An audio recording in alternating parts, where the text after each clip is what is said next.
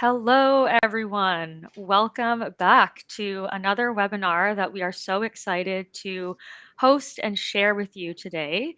I am joined by the most wonderful team at Blue Sky Climate, and today we are going to be doing a bit of a refresher, a Q&A, and really helping people understand now that we've had some time to noodle on these California's climate disclosure laws, how can you meet the upcoming deadlines? So here we go.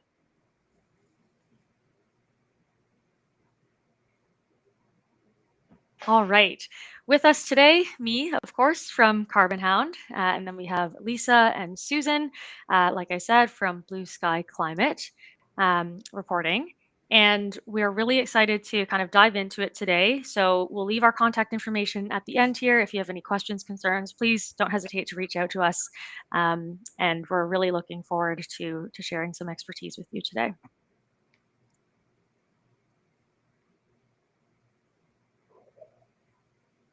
All right.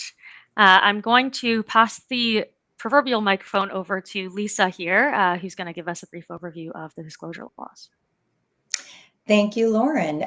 It's great to be here with you today. We've got a lot of information to cover, but before we jump in, it's important to mention that we'll be providing information today based on past and recent updates from CARB. So they're the agency in charge of rolling out these new laws in California. CARB stands, for any of you who love a good acronym, CARB stands for California Air Resources Board.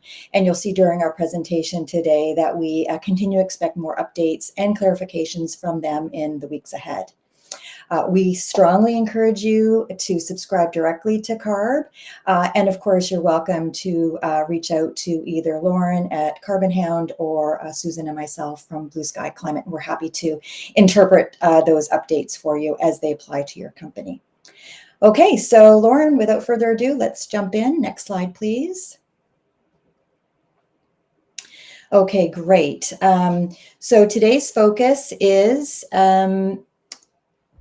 261, SB 261, greenhouse gas emissions disclosure, and SB 253, climate-related financial risks disclosure. We should start by saying that California made history in 2023 as the first state to pass mandatory climate disclosure laws. These are known collectively as the California Climate Accountability Package. They include SB 253, which requires companies, as the title refers to disclose their greenhouse gas emissions, and SB 261, which focuses on all of the climate-related financial risks that are applicable to that company, those material risks. Governor Newsom signed these into law in October 2023, and he did note, however, that there were some concerns around cost and timing. So since then, these laws have faced some legal challenges. However, CARB has confirmed earlier this month that the statutory reporting deadlines, which is of course the big thing that everyone is focused on, remain very much in place. And companies must still plan to publish their first SB 261 climate risk report by January 1st, 2026, and their first SB 253 emissions disclosure by June 30th of 2026. So just looking at the side here, you can see that these are the first mandatory climate reporting laws in the United States, and they affect all companies meeting the minimum revenue thresholds and doing business in California, regardless of where they are headquartered. We're going to talk about that in just a minute in a bit more detail. CARB, just to let you know, there will be some fees involved in submitting your reports. So CARB has proposed that the fees for SB 253 is roughly $3,100 and $1,400 for SB 261. So even though rulemaking has been delayed, the climate reporting clock is still ticking. Companies should continue building their data systems and governance processes now to really stay ready when those final rules take effect. And again, we're watching those updates from CARB on a daily basis, and we certainly do share those as they're made available. So in short, the laws are in place, the timelines are firm, and companies should be preparing now. Okay, next slide, please, Lauren. So who exactly needs to comply with these new laws? CARB is still finalizing its definition of doing business in California, but here's what we know so far. First, annual revenue. Companies with over 500 million in annual revenue doing business in California will fall under SB 261. Companies with over 1 billion in annual revenue doing business in California will also need to comply with SB 253. So just the nuance there, if you're above 1 billion, you will have to report under both of these laws. CARB is still finalizing its definition, as we mentioned, of doing business in California, but it is expected to align closely with the state's tax code, meaning companies with significant sales, property, or payroll in the state should assume they'll be in scope. Exemptions are likely to include nonprofits, government agencies, and companies whose only California presence is through remote workers. Just last month, CARB published a list of more than 4,000 companies that they've already identified as being in scope for reporting, but they're being very clear here. If you look and you don't see your company's name on that list, do not assume that you're off the hook. If you do meet the requirement, those that I've just highlighted here, and you do not see your company on the list, you need to assume you'll be in scope and that you'll need to report. Okay, next slide, please, Lauren. Another important point of consideration is regarding parent companies and subsidiaries. The guidance from CARB is if a parent company and its subsidiary together exceed the annual revenue threshold and they meet the doing business in California test, the parent company can file one report covering all entities. So subsidiaries only need to file separately if they individually exceed the threshold and the parent company does not consolidate reporting. So CARB is encouraging one report per corporate family, obviously to avoid duplicate filings. So although we're still waiting for CARB's final confirmation, the working assumption is that if your company meets the thresholds, even without a physical office or formal operations in California, so regardless of where you are headquartered, you should expect to report again under one or both of these laws coming into effect. Okay, so next slide, please. Let's look at these two new California disclosure laws a little bit more in depth. Again, we're going to keep talking about those revenue thresholds because really, really important. That's sort of the first litmus test. So again, SB 261, climate-related risk reporting. This law applies to companies, again, over 500 million doing business in California. And under this SB 261, companies are required to disclose their climate-related financial risks, both physical risks like extreme weather events and transition risks like policy or market changes. These disclosures must be reported to the state and also published on the company's website. So that's an important nuance. Once the report is done, you post it to the website, the URL is submitted to CARB. So that's the mechanism there. Importantly, 261 is, or SB 261 is aligned with TCFD and IFRS S2, so companies can lean on global frameworks they may already be familiar with. The reporting is primarily qualitative, but, and this is critical, if a company makes specific climate or emission reduction claims, those must be third-party verified under Clause 5 of the law. So we're going to talk about sort of limited assurance and what that looks like. Susan will speak to that in a few minutes. So even though obtaining assurance for SB 261 isn't front and center with this law, it's indeed there, and the companies are now, obviously needing to be aware of this and to make those plans to verify their publicly disclosed claims. Now let's just move to SB 253, so greenhouse gas emissions disclosures. This one applies to larger companies, so those doing more than $1 billion in revenue anywhere and with operations or doing business in California. It's focused on greenhouse gas emissions reporting, and for the first compliance cycle, so those reports due in 2026, companies only need to disclose for this, again, first reporting year, scope 1 and 2. But starting in 2027, Scope 3 emissions, so those with supply chain and on the customer use side, will also need to be disclosed. So what we're advising our clients, and Susan, really speaks to this a lot with our clients, as I know Carbon Hound does, now is the time to start thinking about Scope 3, very important.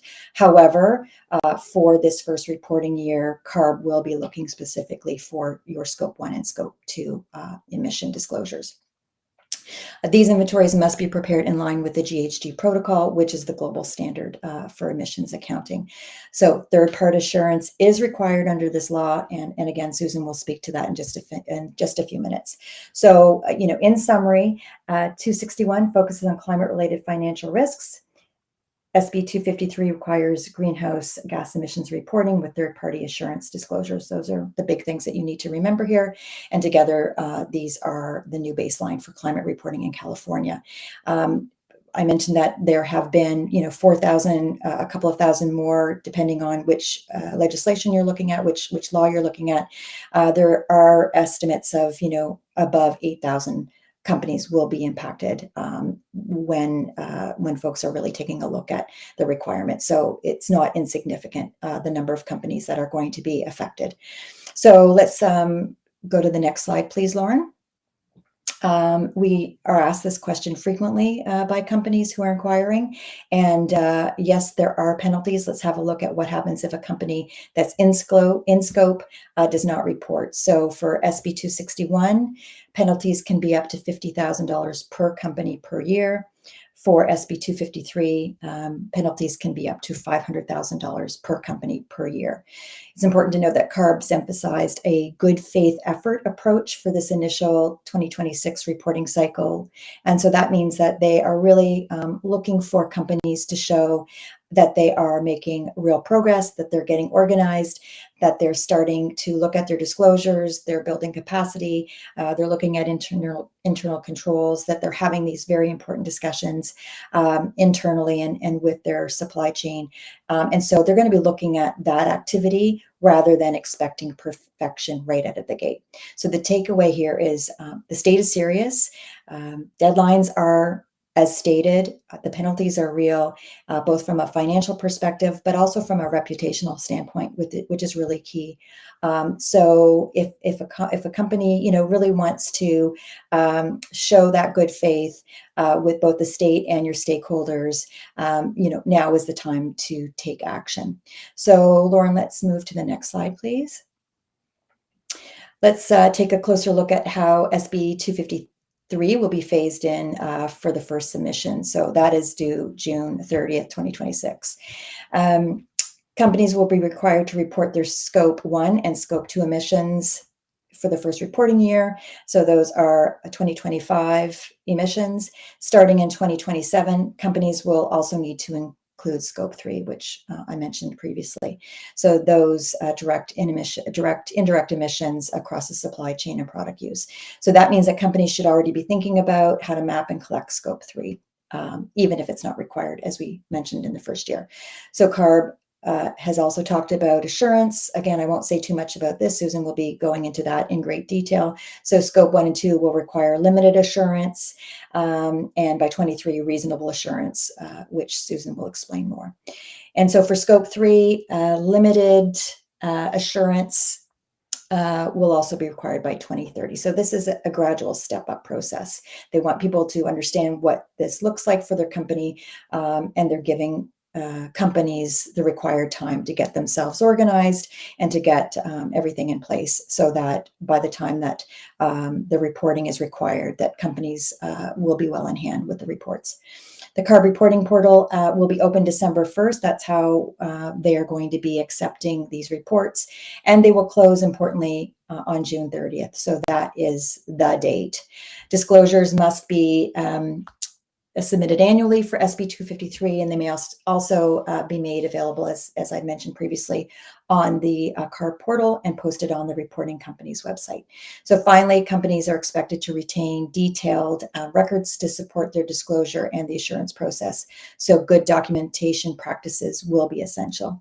So in short, SB 253 begins with Scope 1 and 2, but quickly expands to Scope 3, and over time, the assurance requirements will also get more rigorous. So next slide, please, Lauren, and my last one before passing it over to you. So this is just a quick update. Recently, CARB released its first draft of the official GHG reporting template. So we've been waiting on this for a little bit. It's going to be linked directly to this presentation that will be shared following the webinar. So please do click on it and have a look at what that looks like. The draft template gives an early view of how they expect companies to structure and report their scope 1 and 2 emissions data, again, under SB 253. It's still in draft form, and a second version is expected later this year following public feedback and pilot submissions. But again, it's something important for you to be aware of and to have a look at to see what the expectations look like. And so the best, sort of early advice is now is the time. Susan will be talking a little bit about timelines before we end today's call so that you understand what that looks like. And I think what I'll do now is pass the mic over to Lauren and learn a little bit more about 253. Awesome. Thank you so much. I'm sure if you're sitting there and you've already been measuring your emissions for a long time, you're thinking, gee, not another form, not another Excel sheet that I have to fill out with the same data that I've been tracking for years. And if you've never measured your gas emissions as an organization, you're thinking, I have no idea what this means or what you're talking about. So just want to walk through at a higher level when we talk about SB 253, so related to emissions reporting, what does that actually mean? So there's three scopes for greenhouse gas emissions. And again, this is defined by the Greenhouse Gas Protocol, which is that international standard. And scope 1 and 2 are the pieces that are going to be most important to work on right now because of that phased in approach. Scope 1 for your company looks at the emissions that come from the owned facilities and assets that produce direct emissions. So that would be things like a boiler that you have on site if maybe you're a manufacturing facility that makes granola. That might come from your boilers. Another scope 1 emission would also be the gas that you use to fuel your delivery trucks or your propane forklifts and things like that. It might also be the emissions that come from the refrigerants. So you've got refrigerants, you're cooling your ingredients, and a bit of that leakage would be measured as part of your fugitive emissions. So that's stuff that happens on your site, in your control, directly from your assets. So that's scope 1. Scope 2, these are your indirect emissions. And really what we're looking at here is your purchased electricity. So you have control over how much electricity you use to make your granola, but you don't have control over how it's made because that's, the utility provider or the state or whoever it is that's doing that. So scope 2 is a measure of the emissions that come from the electricity, heating and cooling that you use as an organization across all of your locations. That's what to focus on in the short term. Scope 3 is a whole other can of worms, and it, for most companies, is actually where the vast majority of your impact lies and where the vast majority of your emissions as a company come from, because it takes into consideration everything in your value chain.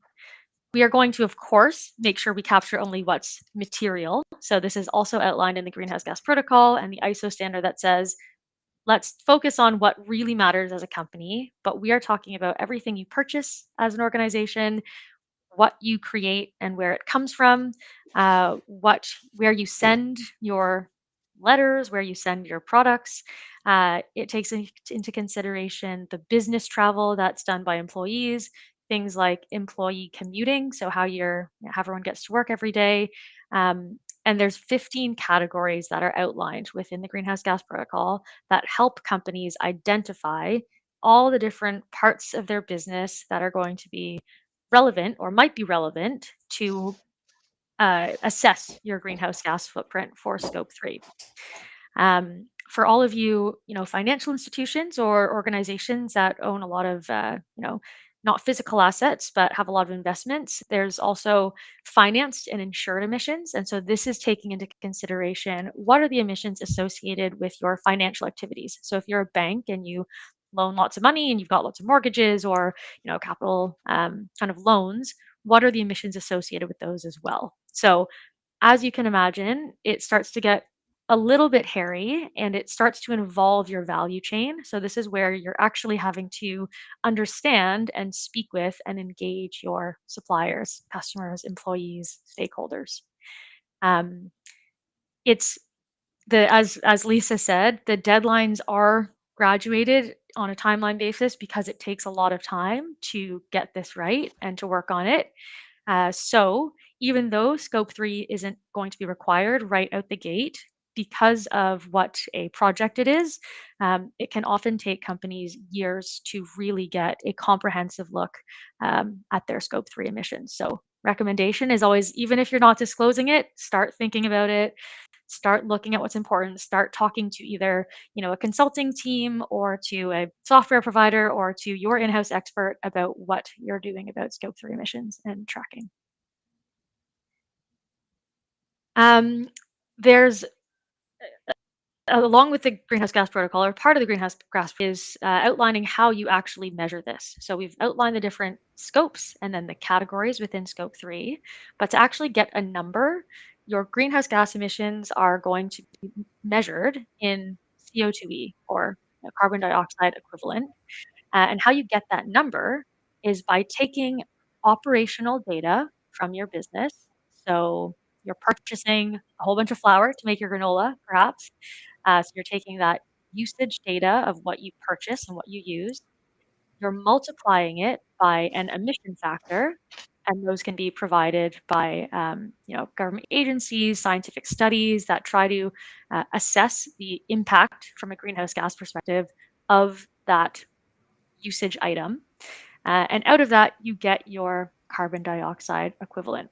So you're going to apply that calculation across your entire business, your procurement, your accounting, your utilities, everything, and generate a report. So you might use this data for an annual ESG or sustainability report. You might include this as part of a CDP submission, or you might set science-based targets. There's lots of different ways that you would use this emissions data, and one of them, of course, is going to be SB 253. Importantly, we don't want this to just be data for data's sake. The reason that California cares about this and the reason that we care about this is because understanding your emissions can help you identify ways to improve and reduce and optimize your business, both from an operational standpoint as well as an emissions perspective. So we're going to help you identify, okay, where are the hotspots? What is really contributing to your emissions? Is it a particular ingredient? Is it a particular delivery method of transportation? Is it a particular site within your, hundreds of sites? And how can we help you make your business more sustainable from an environmental perspective and also from an operational and cost perspective by looking at your organization through the lens of sustainability? So we're not looking at just reducing, we're also looking to improve the data quality so you can make data informed decisions. And with all of this, after all of that, for the purposes of SB 253, you are going to need someone else to look at your data and provide assurance. So I will pass this off to our expert about assurance. Great. Thank you so much, Lauren. Well, there's generally two types of greenhouse gas emissions verification or assurance processes. One is called limited assurance and the other reasonable. So taking a look at limited assurance, which is most important for us currently under SB 253 and possibly under SB 261.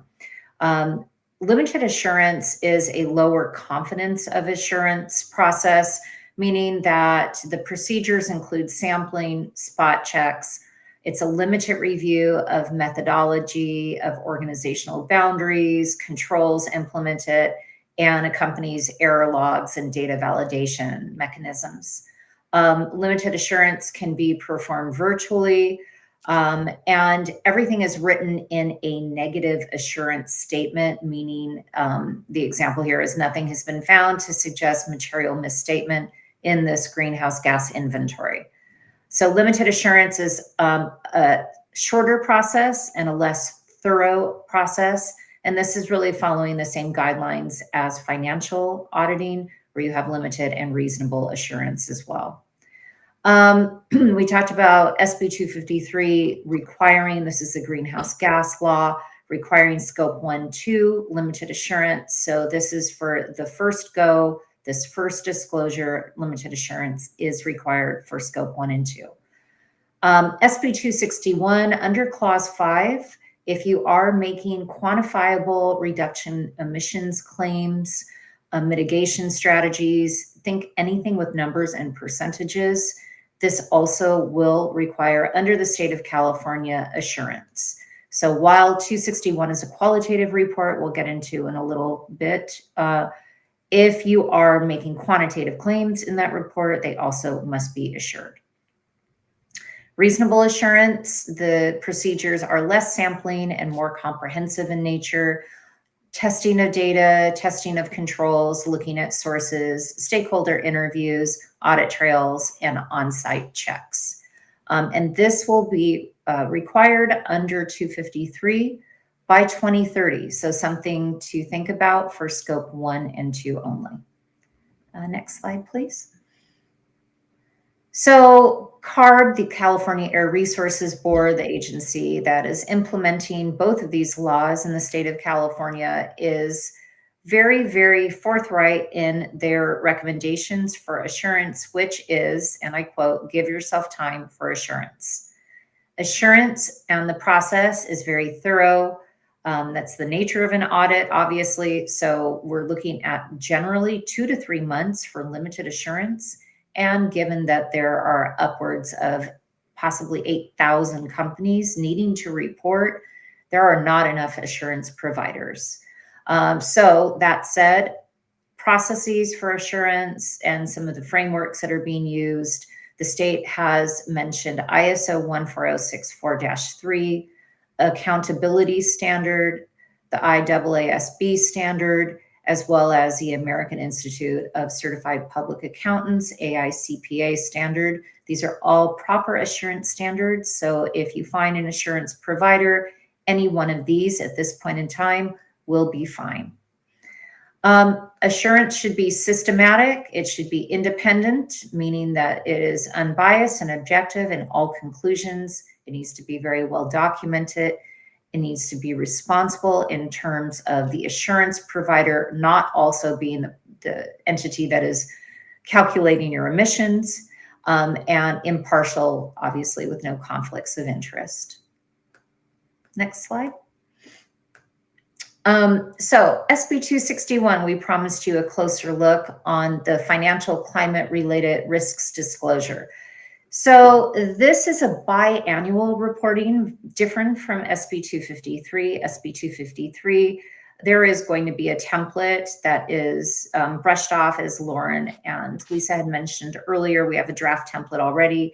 It is mostly numbers and very simple to report once your greenhouse gas emissions have been calculated. SB 261, unfortunately, at this point in time, is not quite as clear-cut. It is a qualitative report following the standards of either TCFD 2017, which those standards, for those of you who geek out on this type of thing, have since been folded into the IFRS Standard 2. So in this report, we are looking at, you need to follow as a company one of these two frameworks, most likely IFRS Standard 2 going forward. And that standard includes 4 pillars. So those pillars are governance, strategy, risk management, and your company's metrics and targets surrounding climate. The report preparation needs to describe your material climate-related financial risks. It should include a climate scenario analysis, as well as anything that is demonstrating your reduction and mitigation efforts. However, I say should, because for this reporting period, and this is only verbal, we do not have written confirmation of this as of yet, but per our understanding of the workshops we have attended with CARB, they are not mandating a climate scenario analysis or quantifiable reduction targets for this first disclosure period. That being said, for our clients, we are offering this as an option, and 9 out of 10 have taken this option to go ahead and, just in case, get started on those two pieces of the report. And I'm happy to take questions on that because it's a little confusing at this point in time. Partially because the regulations have not fully been disclosed. So the regulations for both SB 253 and 261, if we haven't already said it, we should say it now, are in development currently with CARB. And that means that for Q1, by the end of Q1 2026, the regulations will be set in stone. So they'll be codified then. However, the statute for the laws, and for this law in particular, is indeed reporting by January 1st, 2026. That is why they're accepting what we call best faith effort in the first submission. So as long as your company follows the standards of IFRS Standard 2 and aligns itself with the pillars within that standard for your industry sector, a good place to look for industry sectors is SASB, SASB. They have over 100 industry sectors that are listed in their documentation. As long as you're looking at that and following these general frameworks, you should be more than prepared for best faith effort. The submission is either, well, actually both, on your company website, and then later when we get a specific portal link from CARB, we will then post your company's submission from your website, that link, to the CARB website as well. So this will validate both efforts for public-facing disclosure as well as state agency disclosure. Next slide. So the time is now for 261. If you have not yet started this reporting, we strongly suggest you do so. I know for our own calendar, we are looking at our very last potential slots for this, given that our goal for every report is to have it submitted on a company's website and to CARB through their portal, which will be made available in early December. So give yourself an ample amount of time for this. And the good news for you is that you can use 2024 data given the timing of this first disclosure. So if you've calculated your emissions for 2024, if you have governance and risk management documentation or any kind of relevant documentation that is dated 2024, that is all appropriate for the first disclosure. You could also start a climate scenario analysis if you choose to, as well as look at reduction and mitigation strategies. And remember, if you publish anything that is quantifiable going forward for 261 disclosures, you should also have that limited assurance put in place as well. Okay, so starting now, yes, this is October already. Moving quickly to November, the draft disclosure following governance strategy, risk management, metrics, and targets should be completed. You should be integrating any 2024 greenhouse gas emissions data, or if you're on a separate financial fiscal year, you may want to incorporate 2025 if that is appropriate for your organization. December is, we are looking at final CARB portal submission guidance. And then you should also be prepping your own website internally for this important disclosure for public-facing communications. And then by no later than January 1st, 2026. And of course, we recommend a few weeks prior because you never know with the portal, you never know with technology what might crash, what might not, and when. You should be publishing this 261 financial climate risk report to their portal and on your website. Next slide. So, yep, that's it. It is a lot to take into account, and we welcome any questions anyone in the room has.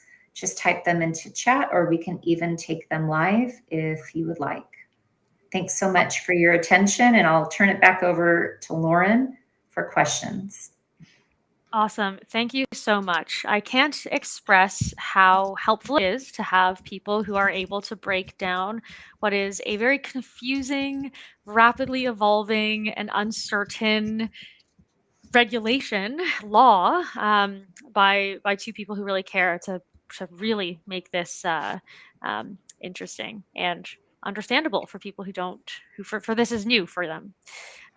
We have been getting lots of questions on an ongoing basis for people who are looking into these laws to see if it's going to be relevant to them, to understand what to do. And so I have a few sort of FAQs that I've been collecting that I would just love to get your opinions on, because I really only know so much on the 253 side and on the greenhouse gas emission side.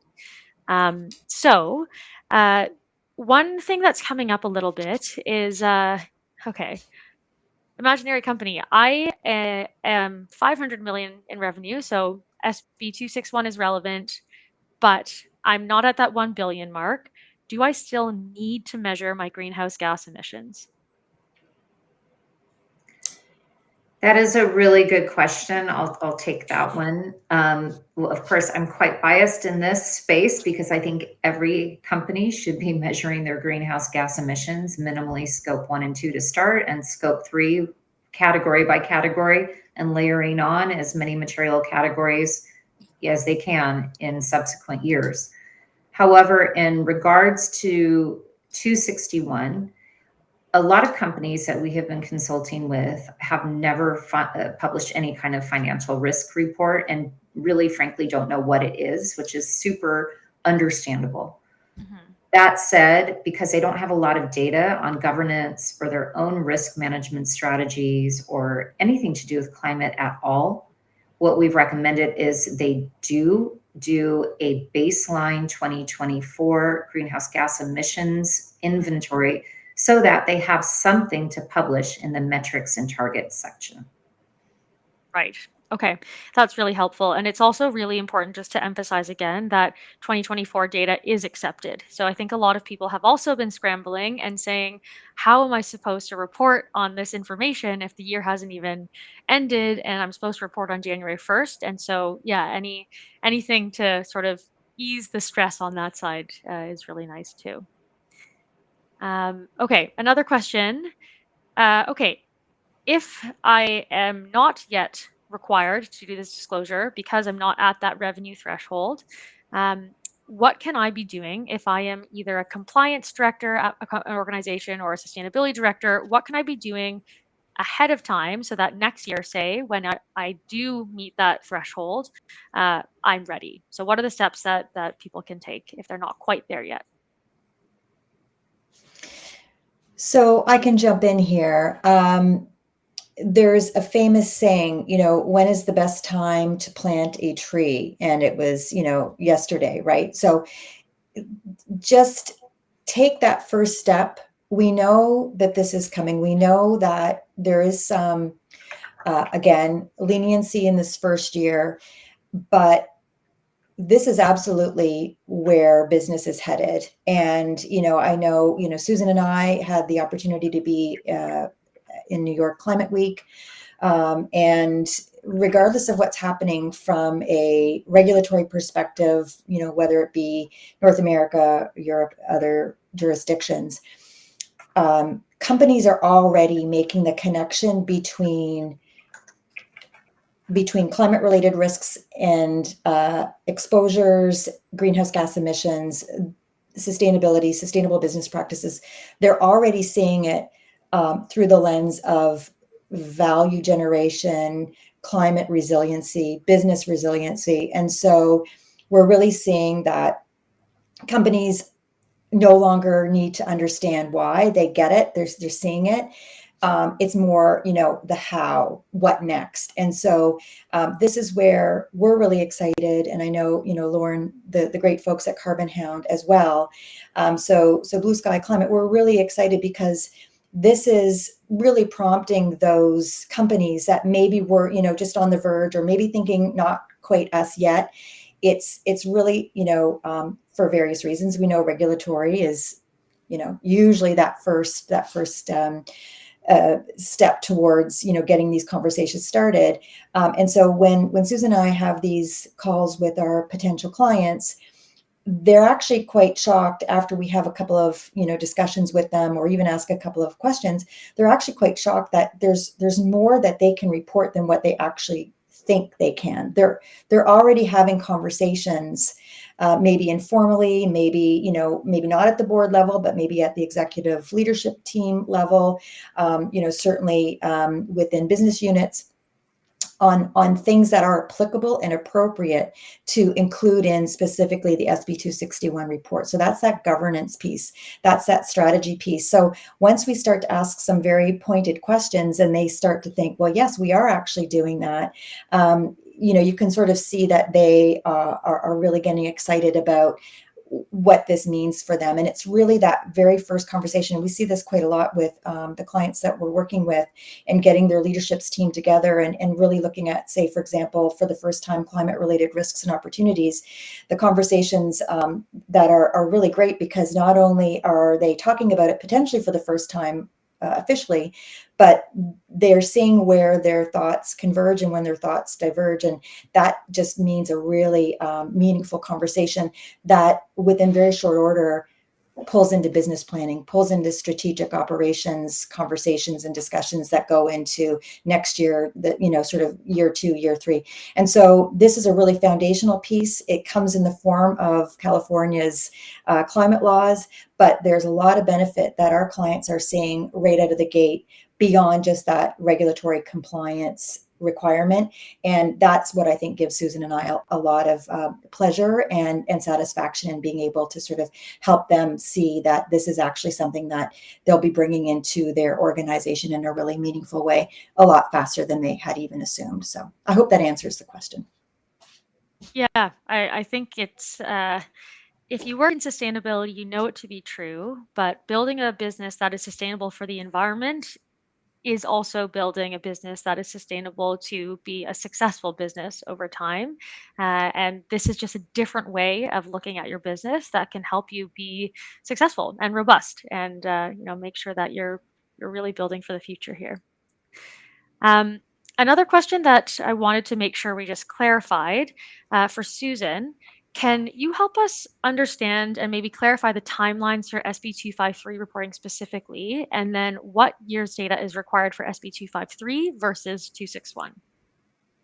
Yeah, so 253, the submission deadline has been pushed to June 30th, 2026, meaning that they are emphasizing and requiring 2025 data. So unlike 261, where you can use 2024 data, again, 261 due January 1st by January 1st, 253 has been pushed out 6 months. It will continue to be due at the end of June each year. And for that, we'll be looking at the preceding year. So most likely for most companies on a January to December or February to January fiscal year, they're going to need to wait until the beginning of next year to gather all of their 2025 raw data so that they can calculate their emissions. I guess the difference might be if you are a company that runs on a different type of fiscal year. For example, we have a client that's running September 1st through August 31st. Then, they're already calculating their emissions, their 2025 emissions, because of the way their fiscal year runs. So CARB has said that you can align it with your fiscal year, or you can align it with a calendar year. Most companies are choosing to align it with their financial reporting, so aligned with a fiscal year. But the key piece is it must include 2025 data for June 30th, 2026 submission. Got it. Okay, that's super helpful. And just a quick note and call out, as everybody knows, reporting season and gathering all this data can take a really long time. And so, for emissions measurement specifically, something to think about is what cadence are you collecting this data, and how can you make sure that you're not late on that report because you're asking for all of this data at the end of the year. So, at Carbon Hound, for example, we use software to collect this data on an ongoing monthly basis. So as soon as your data is coming in, we are converting it to emissions in that moment. So at the end of the year, you don't get overwhelmed with a process of having to backfill. So just something to think about when you're looking at ways of kind of understanding this for yourselves to use and also to report. Lauren, can Yeah. I just hop in here? I was thinking when you were talking about, sort of the cadence of collecting data, I think that's one of the advantages of SB 261 as well, is that part of the requirement is really looking at documentation, looking at internal controls. So it is a really great way of, I'll say, getting your house in order so that it's a heavy lift, this first reporting cycle for sure, but then it becomes just implementing it for following reporting cycles. And that does apply as well to SB 253. So, we look at how are they collecting their GHG emissions? What does that look like? That's part of the reporting process for SB 261 through the metrics section, but it does benefit going forward how you're going to be pulling that data together. And so it's I think a really nice benefit to SB 253 if you're above the 1 billion revenue threshold and you are reporting for both. SB 261 will get you in a really good position for how to just continue, with that reporting collection processes going forward. Yeah. Even just having somebody else who's gone through this before with another company to help you figure out those internal processes of collecting data and getting the right people in the room to understand is a huge benefit for sure. Okay, well, if there's no other questions, and Susan, there's nothing else to add on your side. I know you always are so on top of it, and I love it. But if that's the end here, I just wanted to point out that we do have other types of resources depending on how you like to learn. So we have a one pager that gives you the highlights. We've got a landing page that goes into detail with some of these FAQs, these deadlines, and of course, the opportunity to reach out to anybody here to talk to us. And if you have specific questions about your company, please don't hesitate to reach out. I know we emphasize timeline and how you're kind of running out of time, but we are here to help you meet that deadline. So don't hesitate to reach out. Let us know if you'd like that one pager. We'll send it, of course, to all of the registrants anyways. And yeah, can't wait to see you again at another one of these webinars. Thank you so much to Lisa and Susan for joining us today.